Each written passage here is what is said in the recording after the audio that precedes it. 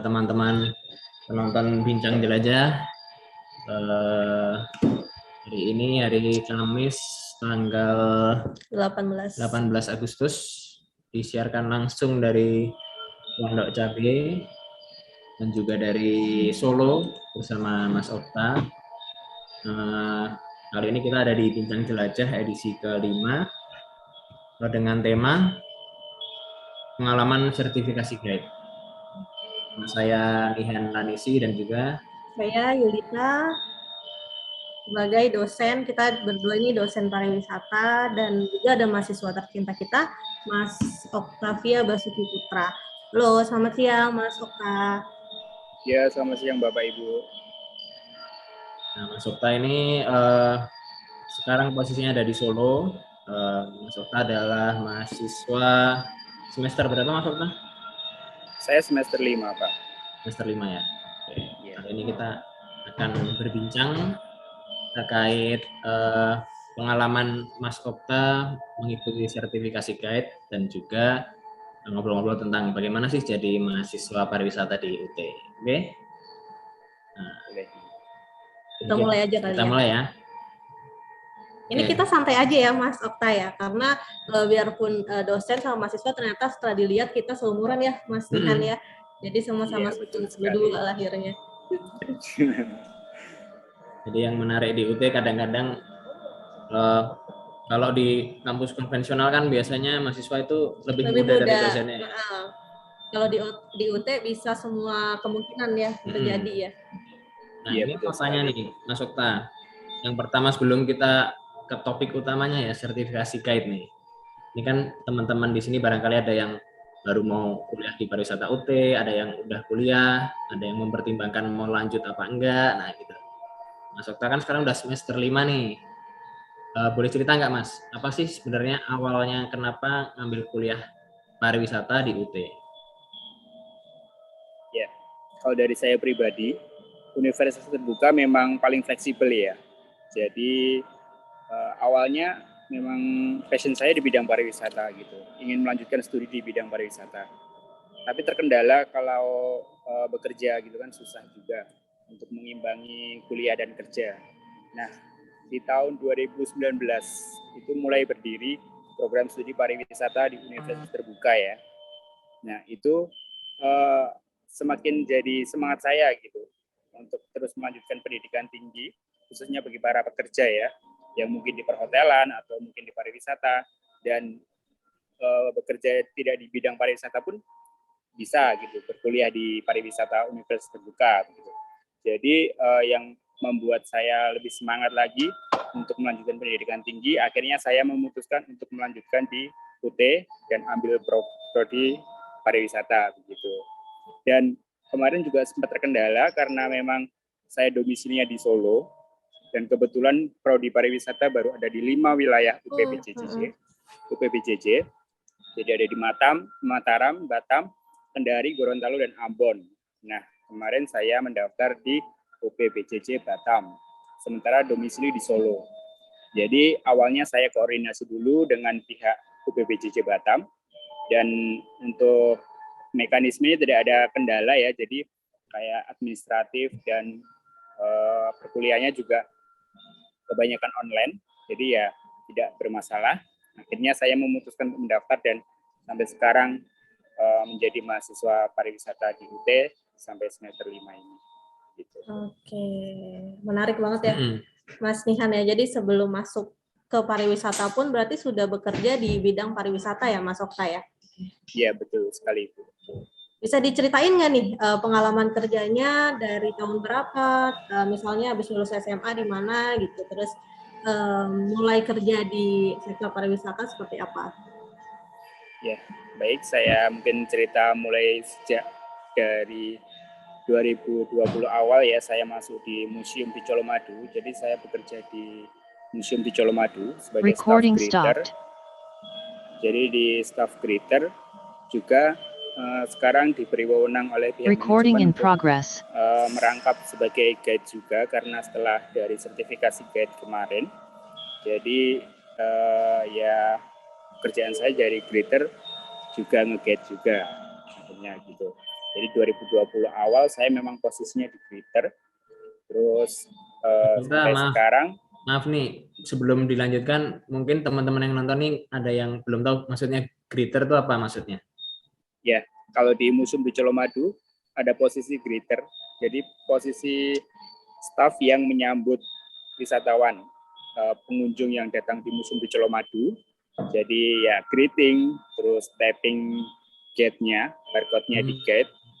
Jadi sama informasi di awal museum begitu, di awal kunjungan, mungkin sekitar sebatas informasi arahnya kemana, toilet di mana, seperti itu. Dan akhirnya setelah saya mengikuti pelatihan pemandu wisata kemarin, saya diberi wewenang juga untuk membantu sebagai pemandu di Museum di Colomadu begitu.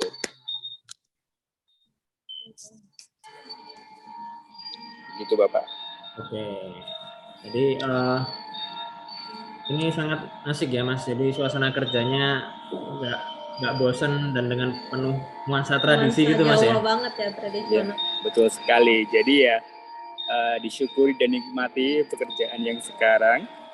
Jadi ya bekerja di bidang pariwisata atau hospitality. Jadi ya kita bakal banyak pengalaman gitu kan, karena bertemu banyak masyarakat atau banyak orang yang berbeda dari budaya, dari suku. Jadi kita bisa belajar nih tentang pemahaman lintas budaya, seperti yang ada salah satu mata kuliahnya di pariwisata UT ya, pemahaman lintas budaya gitu. Jadi kita dapat pengalaman banyak kalau memang bekerja di sektor pariwisata itu gitu. Oke. Mas Okta, kalau misalnya kita kerja di hospitality kan kita memang dari dalam diri kita nih harus punya jiwa servis ya. Nah kalau Mas Okta sendiri nih awalnya gimana sih, boleh dikasih tips nggak nih mungkin ke penonton kita yang lain, atau mungkin ada mahasiswa kita juga yang nonton gitu, sebagai yang memang langsung praktek gitu ya di bidang hospitality, mungkin ada tips supaya diri kita nih bisa tumbuh jiwa servisnya. Iya. Kalau tipsnya sendiri sih memang berawal dari diri kita ya. Kalau memang diri kita sudah ada jiwa atau niat untuk melayani dan itu bekerja di bidang pelayanan atau hospitality di pariwisata pun, jadi ya mengalir begitu dari ketulusan kita melayani pengunjung atau konsumen begitu. Jadi ya bukan paksaan karena kerjaan, tapi memang kerelaan kita atau jiwa diri kita sendiri, jadi tulus melayani begitu pada para pengunjung atau konsumen gitu Ibu. Jadi dimulai dari diri sendiri sih. Kalau memang ada niat, kalau memang udah seneng banget dengan pekerjaan yang melayani, ya insya Allah sih bisa jalan dengan baik, begitu, mengalir gitu, dari hati kita sendiri begitu. Ini pertanyaan saya ini agak filosofis nih Mas. Boleh. Kenapa sih pariwisata gitu? Apakah backgroundnya SMA, SMK pariwisata, atau memang suka berwisata, atau apa sehingga akhirnya tuh Mas Okta tuh nyemplung gitu ke dalam kepariwisataan gitu? Ya, semua kalau dari saya pribadi berawal dari hobi ya Pak ya. Jadi memang hobi traveling atau jalan-jalan, atau memang saya juga penggemar bis, jadi ya suka jalan-jalan juga. Jadi ya enak gitu kan. Berarti ya? Iya, ikut komunitas, kemarin seperti komunitas juga. Jadi ya pengennya sih bekerja yang di bidang baik itu pariwisata atau transportasi yang memang benar-benar ada nilai hospitality-nya begitu kan, karena memang suka aja sih dari dulu memang pelayanan kayak gitu ya, sampai sekarang itu. Jadi dari background juga dulu SMK perhotelan, jadi memang udah ada pengalaman magang di hotel. Jadi dulu saya memang di Food and Beverage Service di Yogyakarta Plaza Hotel yang sekarang namanya Prime Plaza. Di Kolombo itu. Jadi ya sudah ada gambaran tentang pekerjaan di bidang hospitality begitu. Jadi dari konsepnya kayak gimana, cara kita memperlakukan tamu atau konsumen atau pengunjung, dan cara berkomunikasinya gimana, jadi ya sedikit sudah paham begitu. Oke, dan memang passion ya mungkin di situ ya. Jadi happy aja Iya, gitu betul untuk sekali. kerjanya Jadi ya. iya betul sekali Bu. Jadi ngalir aja sih. Ya memang udah seneng jalan-jalan, udah passionnya di bidang pariwisata, ya udah begitu. Jadi ya memang resiko bekerja di bidang pariwisata itu kayak public holiday kita jarang ya. Jadi weekend pun kita juga masuk yang di museum, baik yang di hotel gitu. Kalau yang di back office atau manajemen mungkin libur, tapi kalau yang di operasional tetap masuk ada hari aktifnya gitu. Jadi ya saya sendiri juga ya udah dijalanin aja, memang udah enjoy pekerjaan di sini begitu. Oke. Jadi Karena Mas Okta itu sebenarnya liburnya kapan, Mas? hari Senin ya Jadi kalau penasaran museum. ini. Ya, betul sekali. Kalau di museum di Colomadu khususnya, itu operasional, tutup operasional di hari Senin. Jadi saya libur setiap hari Senin. Jadi orang-orang pada masuk kerja, saya libur gitu. Jadi kalau traveling, kalau staycation atau mau kemana gitu pasti ya sepi gitu, kayak di kereta atau di bis gitu ya. Mungkin orang udah pada masuk, saya baru libur gitu. Gara-gara ada Mas Okta jadi sepi maksudnya? Gara-gara harinya sih Pak, ya kan hari gitu, kerja okay, ya. okay. Ini hari kerja baru libur gitu. Oke. Kalau hari ini gimana trafiknya Mas Okta dari pagi tadi di Colomadu? Cukup ramai Kalau atau? traffic, ya ini cukup ramai tapi ya nggak begitu ramai banget sih, karena mungkin masih di hari Kamis. Biasanya kalau di museum di Colomadu itu trafficnya mulai naik di hari Jumat. Di hari Jumat itu di atas jam 2 itu mesti ya udah lumayan lah, Jumat sampai Minggu begitu. Mungkin kita sekalian tanya kali nih Mas Nihan, di Colomadu nih ada apa aja fasilitasnya di museumnya, yang paling menarik tuh apa tuh Mas? Ya, kalau di museum di Colomadu ini seperti kita tahu, museum di Colomadu dari pabrik gula ya. Jadi dulu memang pabrik gula Colomadu yang sekarang direvitalisasi menjadi destinasi wisata sejarah museum di Colomadu. Jadi di sini kita bisa melihat peninggalan mesin-mesin yang digunakan pabrik gula Colomadu kala beroperasi begitu. Jadi kita masih bisa melihat peninggalannya, terus sejarahnya kayak gimana, ada di museum karbonatasinya. Jadi ya kita kalau orang sejarawan mungkin kagum gitu dengan peninggalan mesin sebesar ini gitu kan. Apalagi di kala itu di masa Hindia Belanda dari tahun 1861 ya pabrik gula Colomadu dibangun sampai tahun 97, berhenti beroperasi di tahun 98. Jadi kurang lebih 19 sampai 20 tahun nih pabrik gula Colomadu terbengkalai gitu. 2017 baru direvitalisasi oleh konsorsium BUMN. Akhirnya 2018 dibuka untuk destinasi wisata museum di Colomadu. Oke, kita kayaknya butuh kunjungan langsung ya Mas Nihan nanti suatu saat ketemu Mas Okta. Tapi nih. jangan hari Senin. Harus dong. Iya tutup soalnya. Kalau kesini jangan hari Senin berarti Pak. Iya. Saya kadang-kadang soalnya sukanya jalan-jalan hari Senin Mas. Oh iya. Biar nggak ketemu jadi apa ya? Oh ya, ini ngingetin untuk teman-teman yang punya pertanyaan untuk Mas Okta terkait sebagai mahasiswa UT atau untuk sertifikasi guide yang nanti akan kita bahas lebih lanjut ini, itu silahkan untuk memberikan komen di Instagram ya, di @pariwisata_FEUT. Sedang ada live di situ kita. Yang bertanya insya Allah akan mendapatkan hadiah selama ikhlas ya, akan mendapatkan hadiah berupa keikhlasan itu sendiri. Mendapat pahala ya. Iya, amin. Mas Okta, sebelum kita ke sertifikasi guide nih, saya punya pertanyaan. Tadi Mas Okta bilang bahwa orang yang kerja di hospitality itu liburnya kan beda sama orang lain. Dan juga betul. Banyak nggak liburnya. Nah, ya, betul sekali.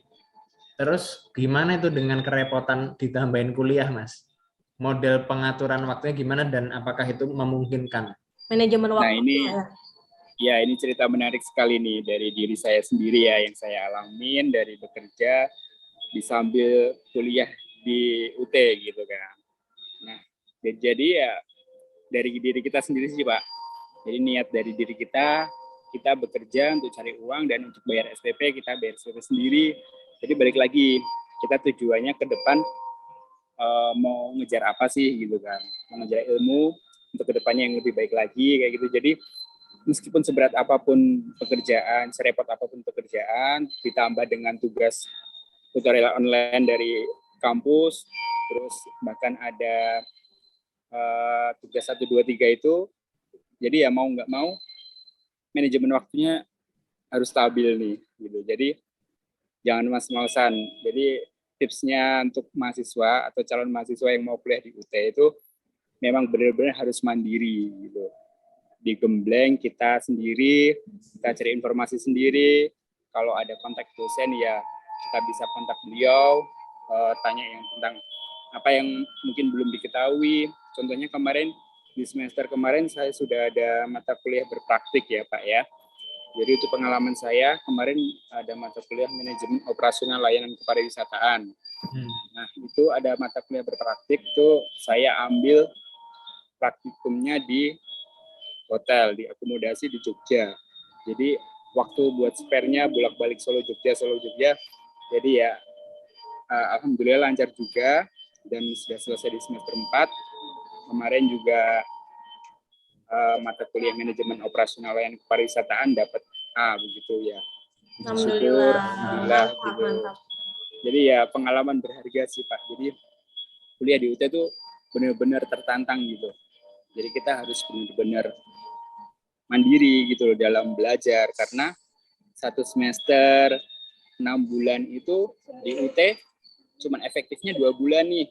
4 bulannya kita bisa belajar mandiri gitu. Buka modul sendiri, kita baca modul sendiri kayak gitu. Jadi cuman aktif di 2 bulan itu, 2 bulan tutorial online, habis itu UAS gitu kan.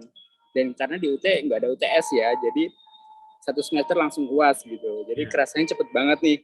Saya sendiri juga perasaan baru masuk kemarin udah di semester 5 gitu.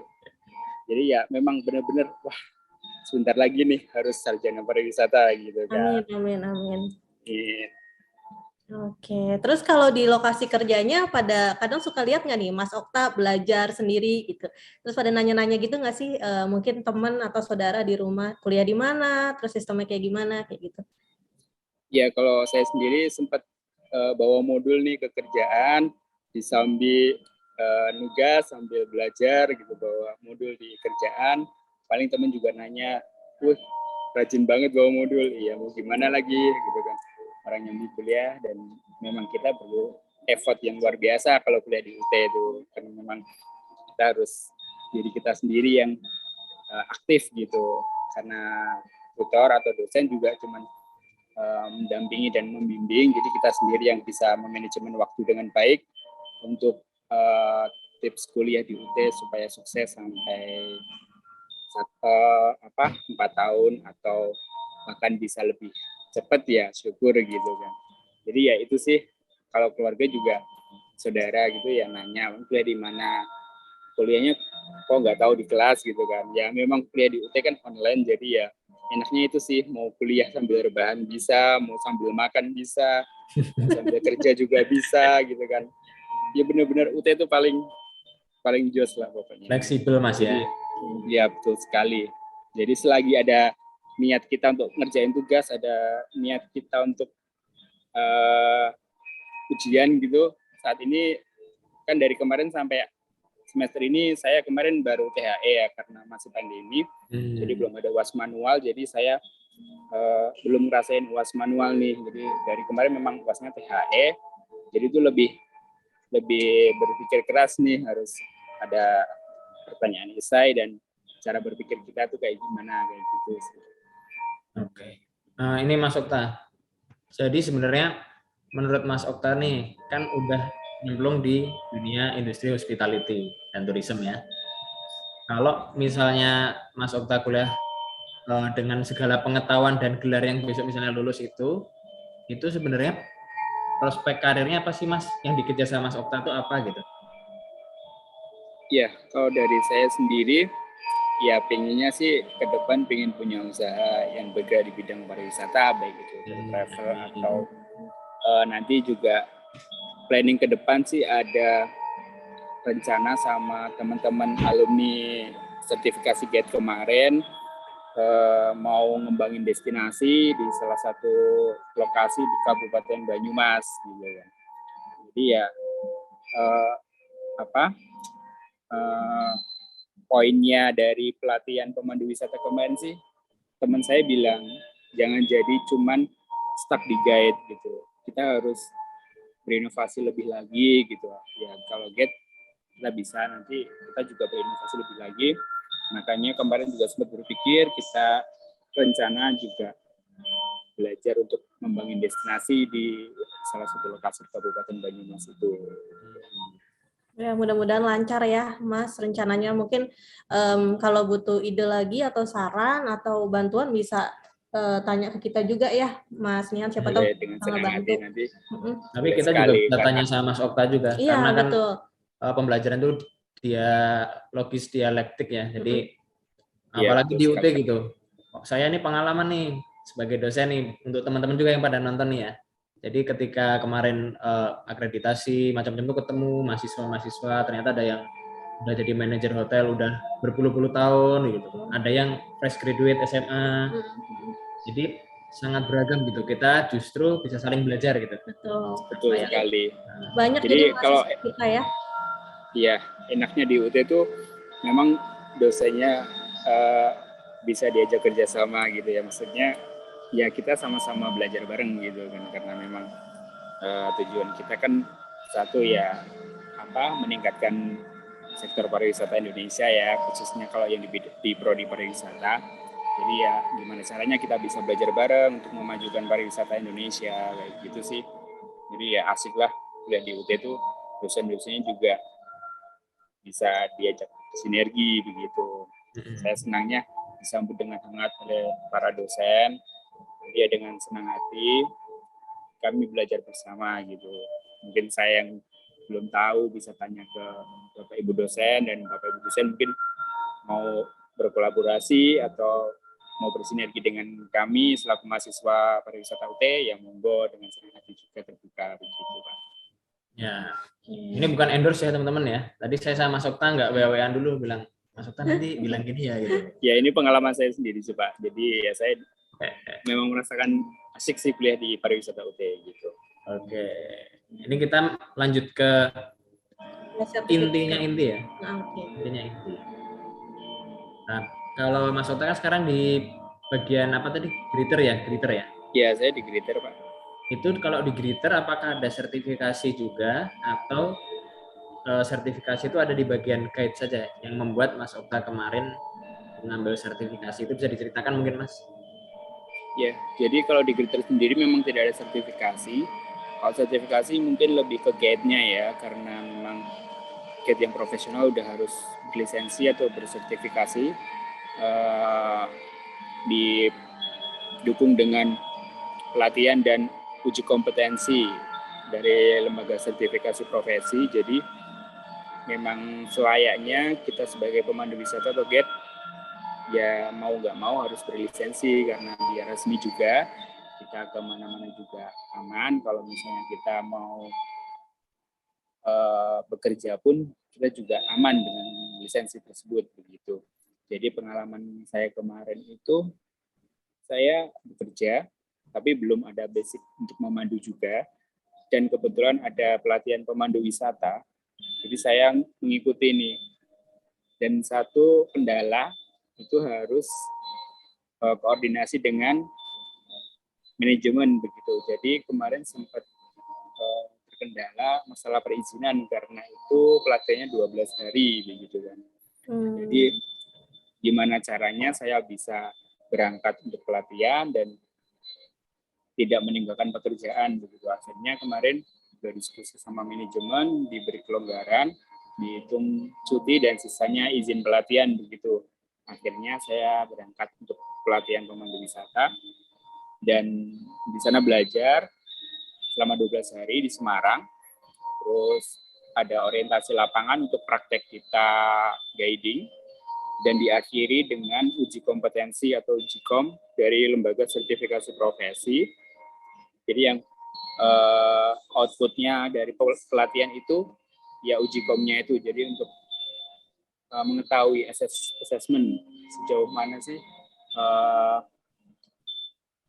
kemampuan kita dalam bidang kepemanduan wisata begitu. Jadi ya kemarin sempat ujikom dan dinyatakan lulus, dapat sertifikat ya sudah aman begitu. Jadi memang buat upgrade skill ya, upgrade keahlian.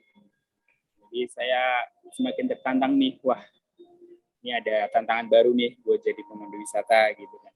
Jadi ya bisa digunakan untuk offline kan, kemarin sertifikasinya offline tourist guide, jadi pemandu wisata lintas daerah ya. Jadi bisa digunakan untuk guiding on the bus, bawa rombongan lintas daerah gitu.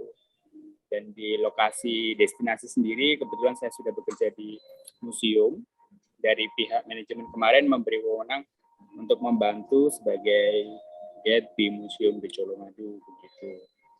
Jadi ya pengalaman baru yang saya dapatkan gitu, dari pelatihan pemandu wisata diakhiri dengan lisensi atau sertifikasi guide tersebut.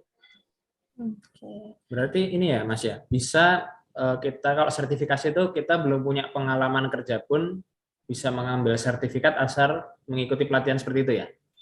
Betul sekali. Jadi meskipun belum ada pengalaman, asalkan kita ada kemauan, niat ikut pelatihan, di kelas kita belajar, diakhiri dengan uji kom tersebut, kalau memang kita dinyatakan kompeten, ya kita dapat sertifikat kompetensi tersebut begitu Pak. Oke, karena di jadi di pelatihan tersebut ya di pelatihan tersebut tidak ada lulus tidak lulus, tapi kompeten atau belum kompeten gitu. Oh, gini Mas ya. Logonya gini ya. Betul ya, kompeten ya? Kompeten. Betul. Salam kompeten. Nah, kalau nggak kompeten gini atau nggak ada Mas? Oh, nggak ada Pak. Oh, nggak ada ya. Jadi ya berharap semua plating atau semua angkatan di pelatihan pemandu wisata ya punya keahlian masing-masing, punya kemauan masing-masing, motivasi masing-masing, semua bisa lah gitu, maksudnya menjalani pelatihan sampai dengan uji kom tersebut. Kalau ada niatnya, kita ada apa yang ingin dikejar, itu pasti bisa. Oke. Terus Mas Okta bisa di-share mungkin ya ke kita sama ke yang lain, pengalamannya Mas Okta nih yang paling berkesan apa sih, suka dukanya pas jadi greeter di Colomadu gitu? Ya, kalau pesan dan kesannya lebih banyak ke kesannya sih. Jadi kita bisa belajar dari tadi ya antar budaya gitu. Jadi kita karena pengunjung itu atau tamu itu dari beberapa daerah, bukan hanya di Solo aja, bukan hanya dari Jawa Tengah, tapi dari Jawa Barat, dari DKI Jakarta, dari luar Jawa pun. Jadi kita ya niatnya kita melayani begitu. Jadi kesannya itu mungkin kalau kita pelayanan maksimal dan pengunjung merasa nyaman, merasa informasinya tersampaikan, kita juga senang gitu kan. Kita dihargai gitu atas kerja keras kita menginformasikan mengenai suatu destinasi tersebut begitu. Jadi ya happy aja gitu.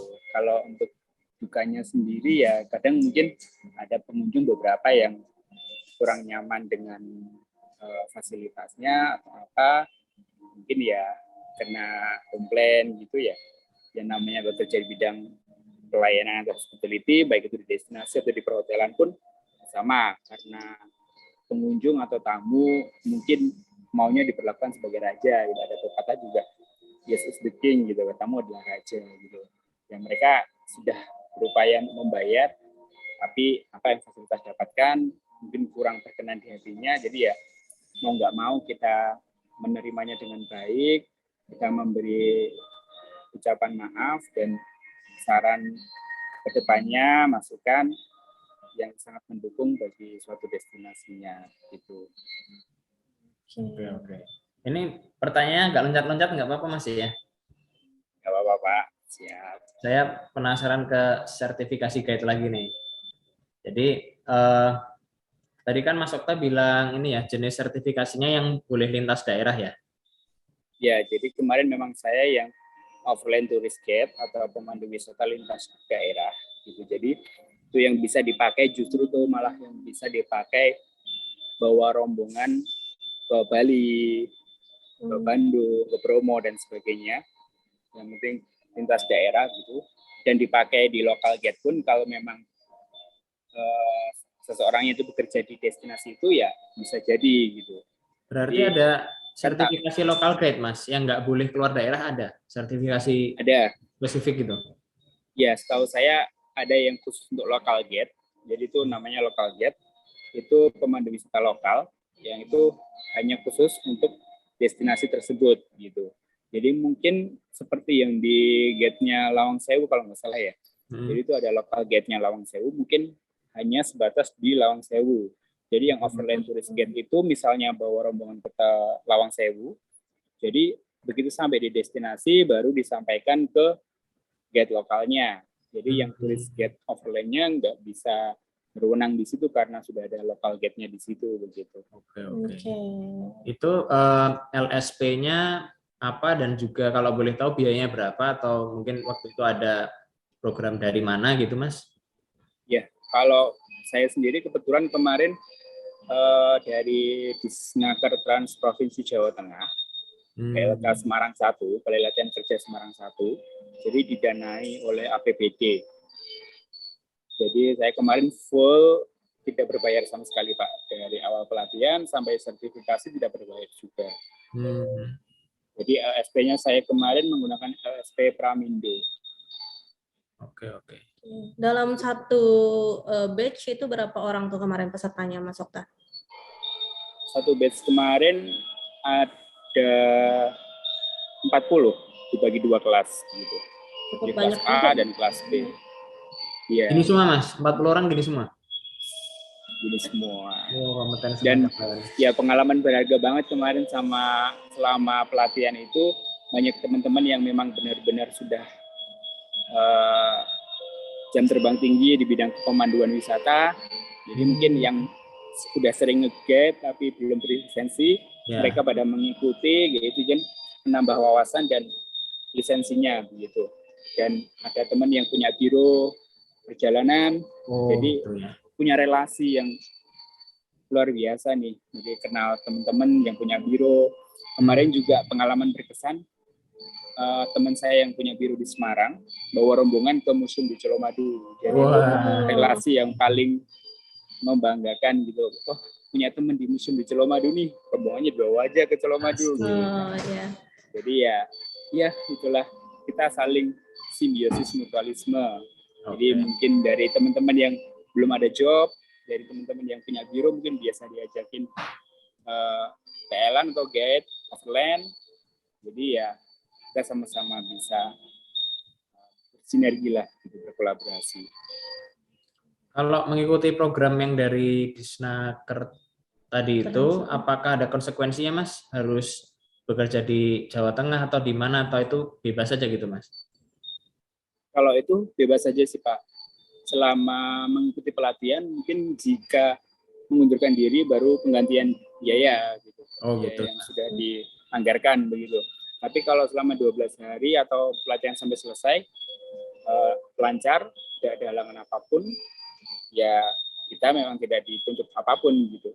Jadi kita sudah punya lisensi, bebas mau bekerja di mana aja, karena balik lagi ya sertifikasinya sertifikasi pemandu wisata lintas daerah. Jadi, ya tapi kita berarti bebas. Pesertanya waktu itu dari Jawa Tengah ya, kebanyakan? Ya, jadi memang kemarin persyaratan KTP Jawa Tengah, Pak, karena memang memang anggaran APBD Provinsi Jawa Tengah dari Dinas Disnaker Trans Jawa Tengah. Jadi hanya yang bisa mengikuti dari KTP Jawa Tengah.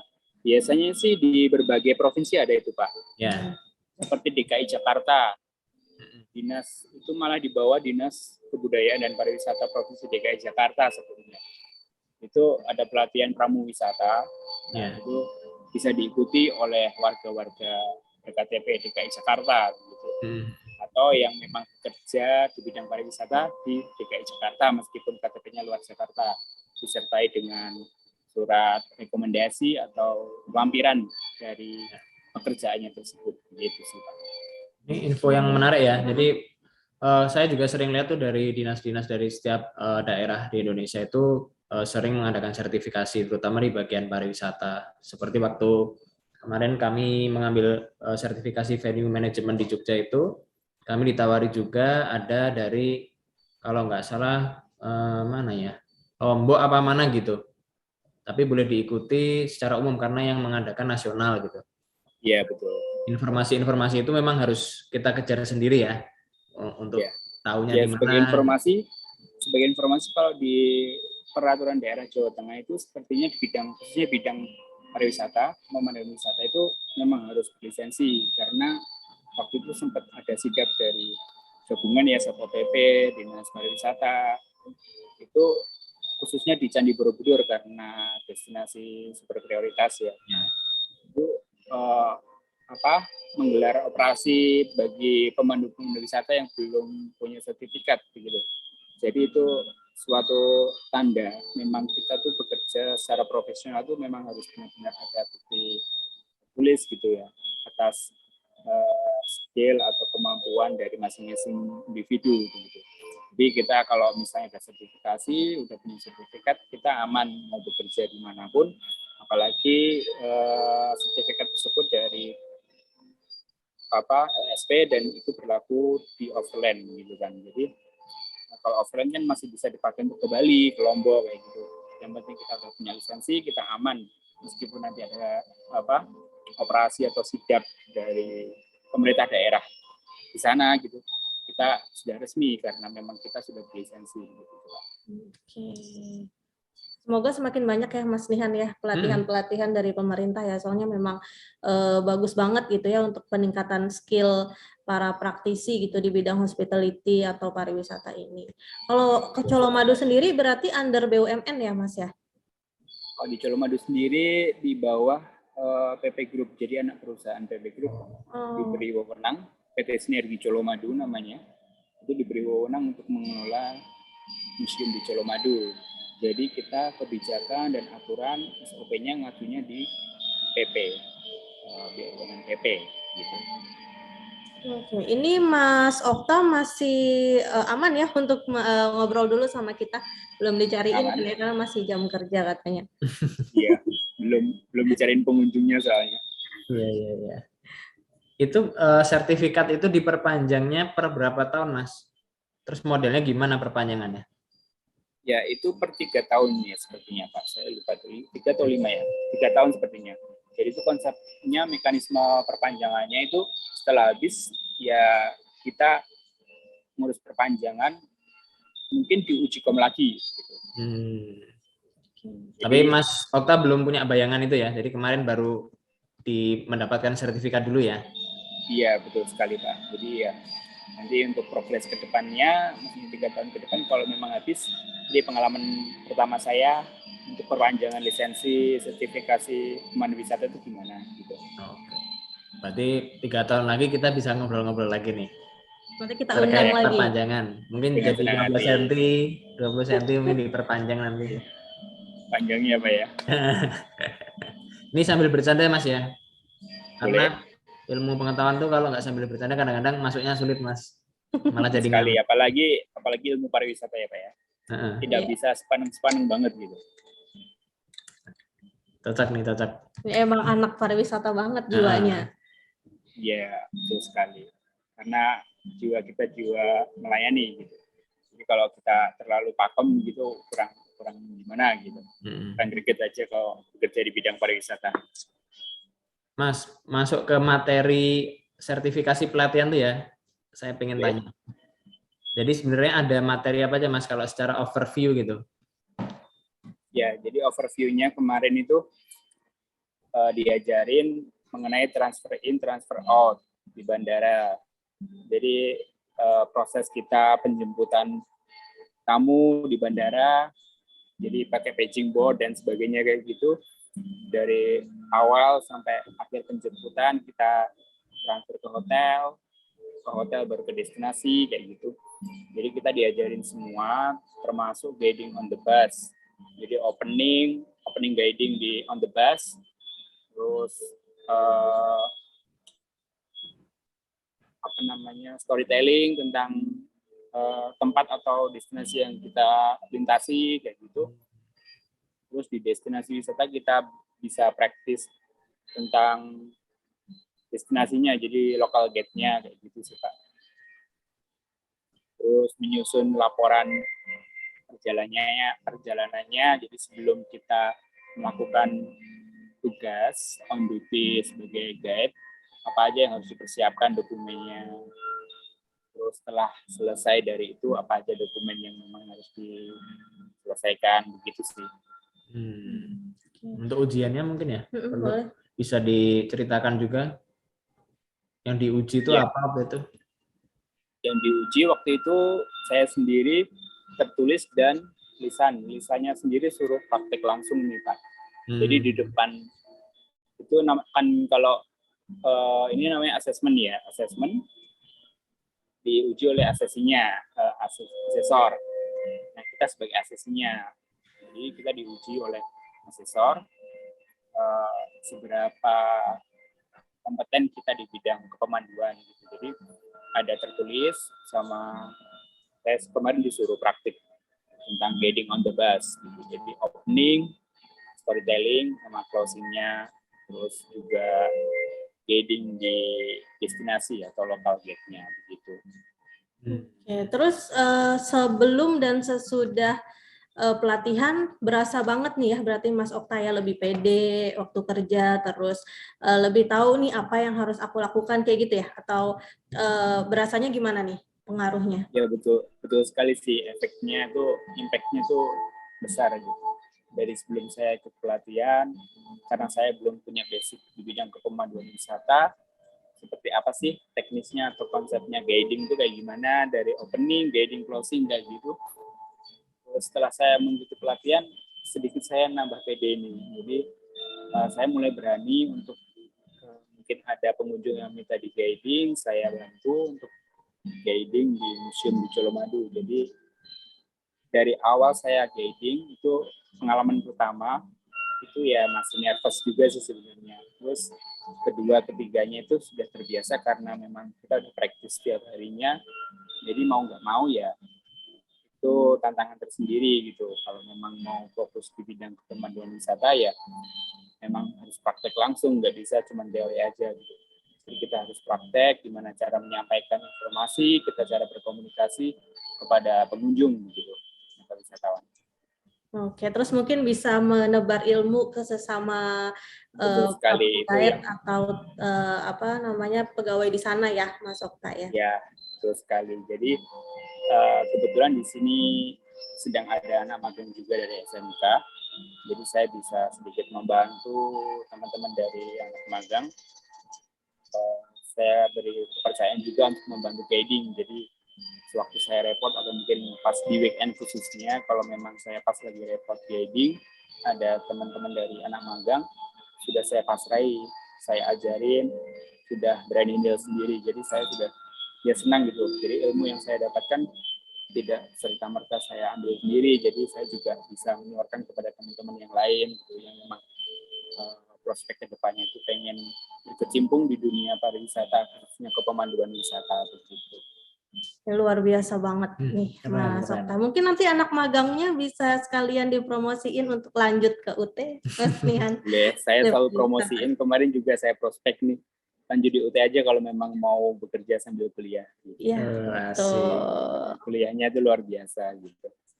Ini jadi duta ambasadornya pariwisata nih, Mas Okta. Amin. Amin. Jadi semua mahasiswa pariwisata UT sih sebenarnya duta juga, karena kakak-kakak tingkat yang akan nantinya mempromosikan program studi pariwisata Universitas Terbuka, mengingat program studi kita baru berjalan 2 tahun ya, hampir 3 tahun ini. Ya, jadi hampir 3 tahun ini ya kita gimana caranya dengan kualitas kita sebagai mahasiswa UT itu bisa bersaing lah dengan perguruan tinggi lain gitu.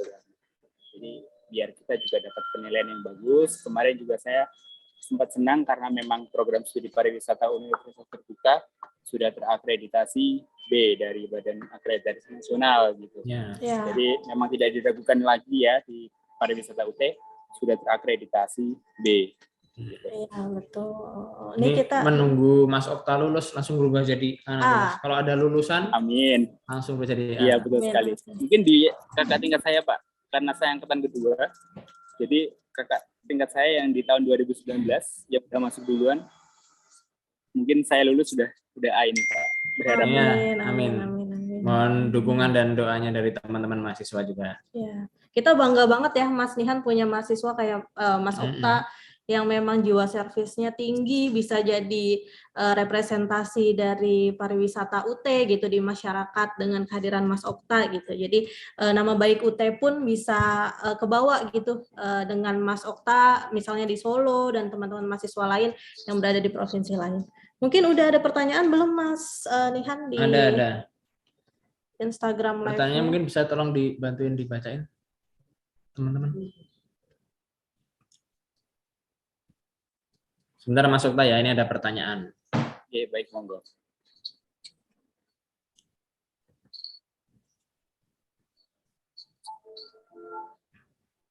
Oke. Pertanyaannya dari Mbak Marsha, Bu Marsha Satyari ini. Mas Okta, apa goal yang ingin dicapai setelah selesai kuliah di UT dan sudah mengantongi sertifikasi guide? Nah, pertanyaan dari Bu Marsha Satyari ini. Boleh langsung dijawab atau dikumpulin dulu? Ya, silakan. Boleh Mas, langsung silahkan. Jadi terima kasih untuk Bu Marsha pertanyaannya. Saya jawab. Kalau saya sendiri setelah lulus dari pariwisata UT, mungkin menambah wawasan ya di bidang pariwisata ya. Jadi kedepannya saya ingin jadi perencana pariwisata begitu. Jadi belajar sama teman-teman tadi, teman-teman alumni pemandu wisata, kita bisa belajar bareng untuk mengembangkan suatu destinasi itu bagaimana. Jadi rencana pariwisata ke depan, terus disertai dengan dukungan sertifikasi guide itu, di sisi sebagai kita perencana pariwisata, kita juga bisa nih untuk part time sebagai guide begitu. Jadi sebagai guide juga kedepannya pengen jadi perencana pariwisata gitu. Amin. Oke. Ada lagi Mas Nihan pertanyaan kedua? Untuk sementara yang dari Instagram baru itu, ini mungkin pertanyaan udah masuk pertanyaan terakhir ya. Iya. Nah, kemarin saya lihat Mas Okta itu kan ikut pertukaran tuh Mas.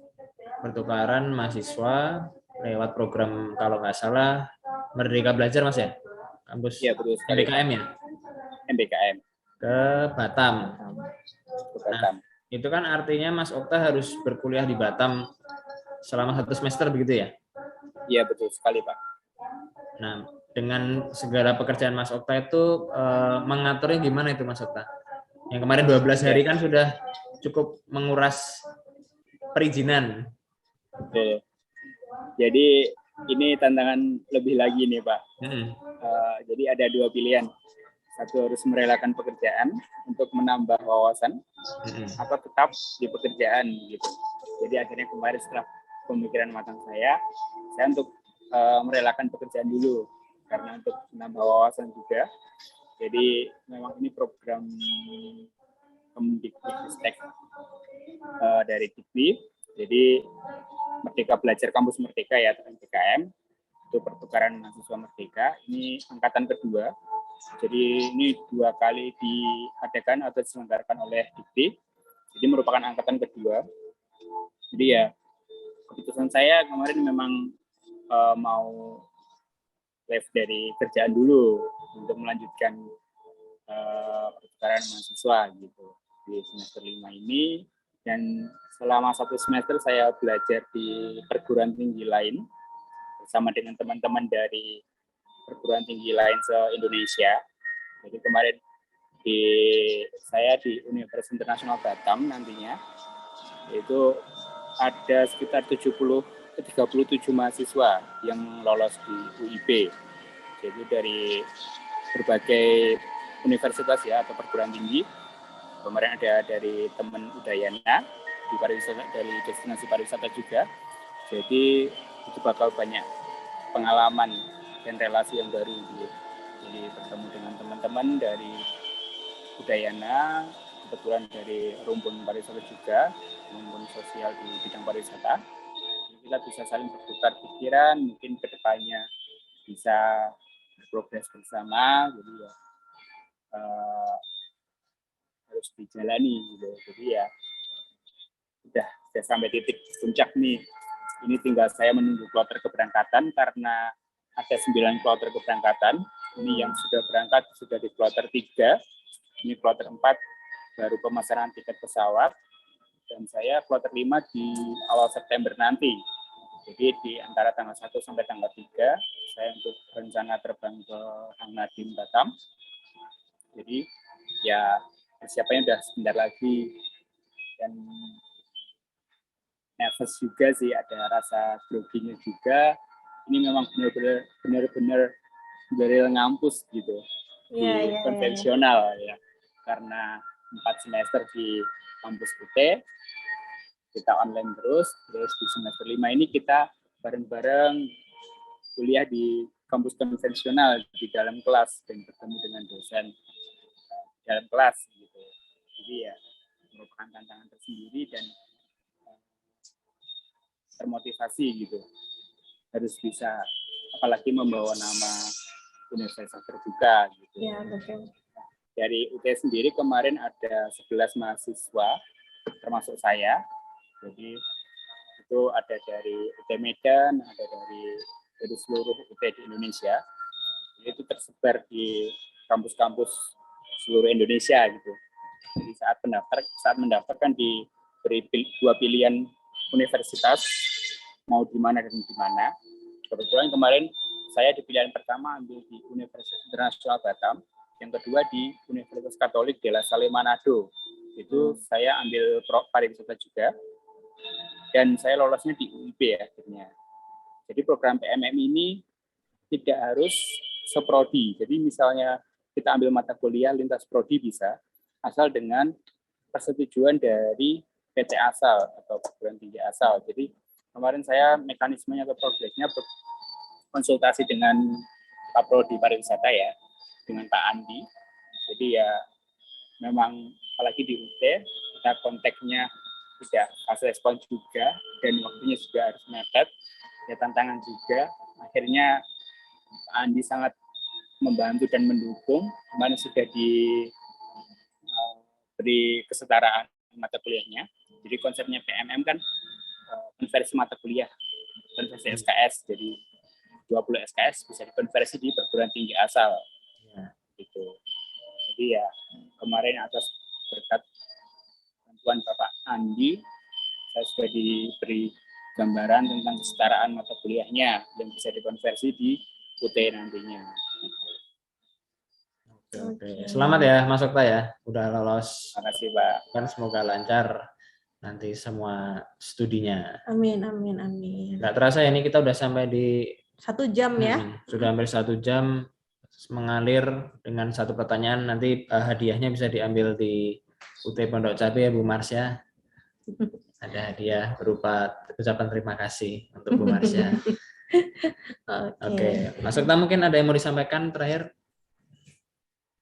Ya mungkin bagi para audiens atau pemirsa yang di Instagram Live, ya kesannya kuliah di UT itu pokoknya kalau bagi para pekerja ya yang memang ingin melanjutkan pendidikan tinggi dan terkendala dengan keadaan karena bekerja, UT lah pilihan tepatnya gitu. Karena memang UT itu paling fleksibel gitu.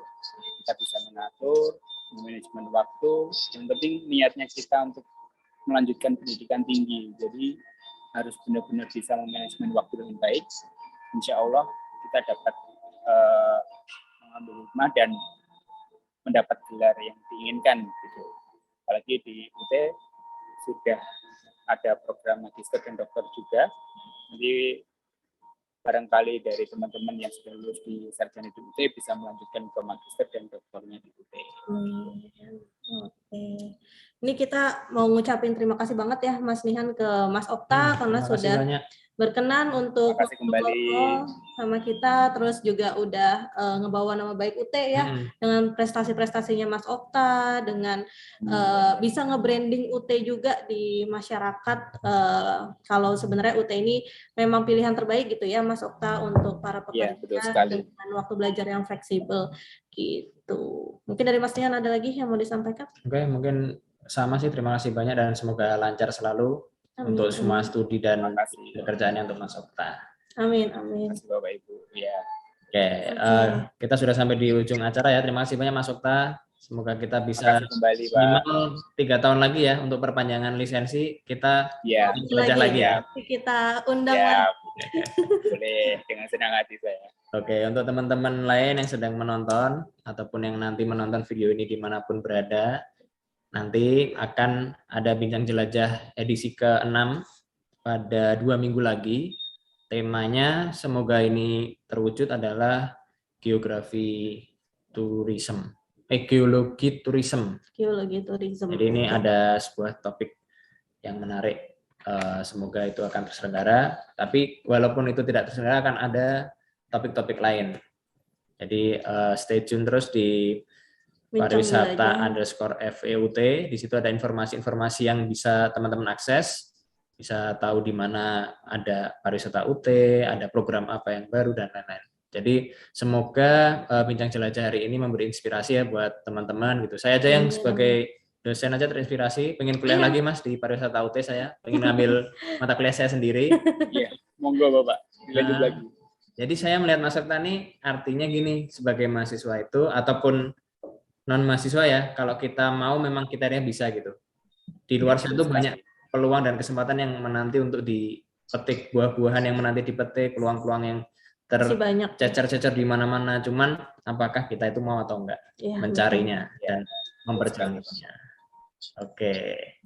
Terima kasih banyak. Thank you, Mas Saya Nihan dan terima kasih kembali. Oke, thank you. Terima kasih ya. Sampai jumpa. Terima kasih Pak. Ya, sampai jumpa. Selamat siang. Sehat selalu. Selamat siang Bapak Ibu ya.